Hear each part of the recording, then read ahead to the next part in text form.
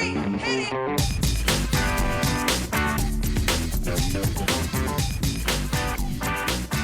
Good morning, good afternoon, good evening, and welcome to today's Caffeine for the Soul. And if you like the things we talk about and want to know more, check out our free basic course in the Insight on Understanding at michaelneill.org/basic course. And today what I wanted to share are three types of truth. And the word truth, it's an interesting word to use these days. But traditionally, when people talk about the truth and tell the truth, they're usually talking about what I would call the first type of truth, which is personal truth. The truth of my personal experience, what I can honestly tell you about my life, what I see about my life, how life looks to me. So, for example, almost all political and religious discourse happens in the realm of personal truth, and that's why there's so much conflict, because one person can genuinely, hand-on-heart, lie detector test, say, the truth is that this is good and this is bad, and this person is this and that person is that. And another person can put their hand on their heart, click into the same lie detector, pass the lie detector test, saying the exact opposite. Because our personal truths are true within our personal realities. And because we live in thought-created realities,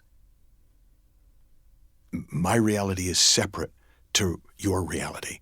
Francis Bacon, the philosopher, wrote in, I think it was the 16th century, it might have been the 17th century, but he wrote about the idols of the Western world. And he was talking about how they kept discovering in ancient cultures how they worshipped all these idols and these false gods.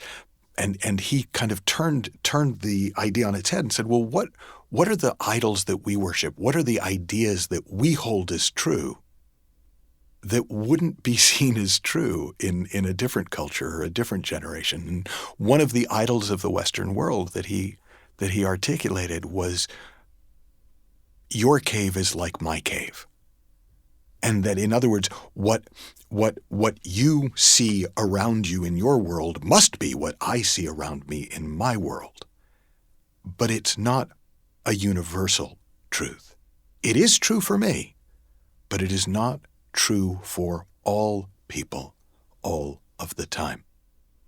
And that points to the second type of truth, what I'm calling universal truth. I sometimes talk about it as truth with a capital T. And that's the kind of truth that's true in the way that gravity is true. Gravity does not work differently if you don't believe in it.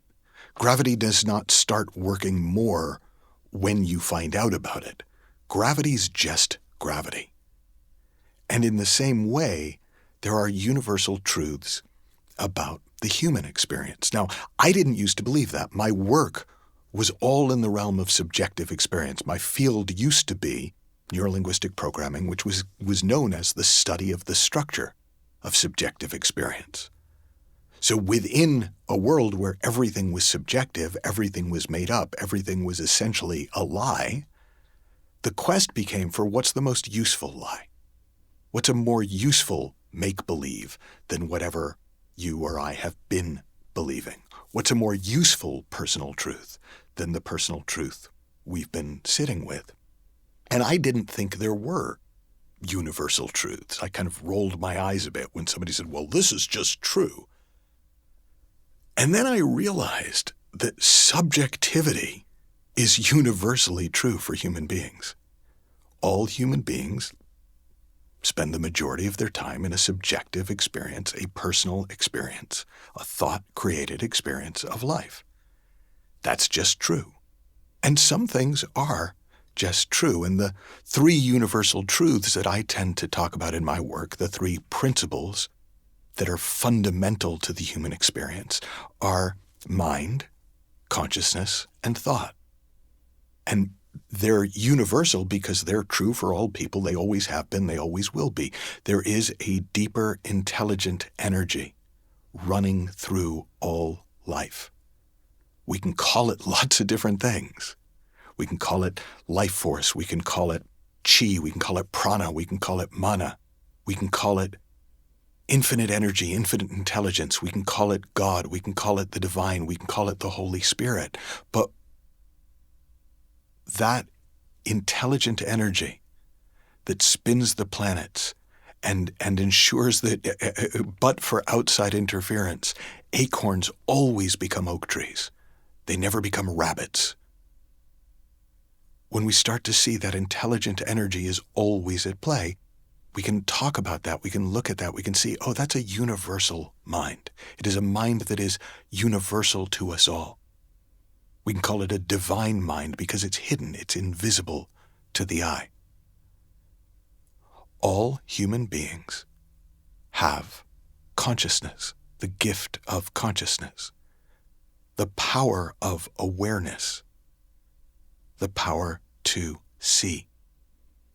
And while we may use that power in very different ways, and we may have access to a very small amount of it with our attention, which conscious attention, they say, can hold 7 plus or minus 2 bits of information, so between 5 and 9 things that we can be attentive to.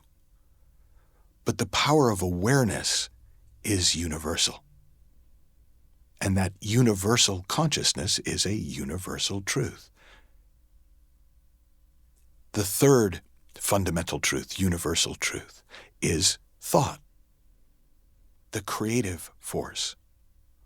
All beings have the power to create their own experience. And when you combine thought with consciousness, so awareness, and then this catalyst of mind, this living energy that runs through it, we get our personal realities. So our personal realities are created from these universal principles or truths. And so that's the second kind of truth. But there's a third kind of truth. And we could call it spiritual truth. We could call it ultimate truth. And it exists before the word. And here's how the Scottish mystic Sid Banks talked about this universal ultimate truth. He said, it's nothing new. It's something that's been in this reality since the beginning of time. And it's called truth. And truth is a spiritual intelligence before the formation of this reality we know. How do you get to this truth? How does it become alive? It's really very simple. The 3 principles that bring everything into creation: divine mind, divine consciousness, and divine thought. And with mind, consciousness, and thought to guide you through life, you learn to use them properly. Now, you don't really have to think about mind because mind is the intelligence of all things. You already got it. Consciousness makes you aware. You're already aware. What's left is thought. And thought is like the rudder of a ship. It guides you through life. And if you can learn to use that rudder properly, you can guide your way through life way, way better than you ever imagined. You can go from one reality to another. You can find your happiness. And when illusionary sadness comes from memories, you don't try to figure them out. Please don't try and do that. You'll get yourself into trouble. All you have to do is, simplicity again, is realize that it's thought. The second you realize it's thought, it's gone. You're back to the now. You're back to happiness. And I would say you're back to truth, this third type of truth, the truth that Gandhi referred to when he used to say, truth is God. Have fun, learn heaps, happy exploring, and I'll talk with you soon.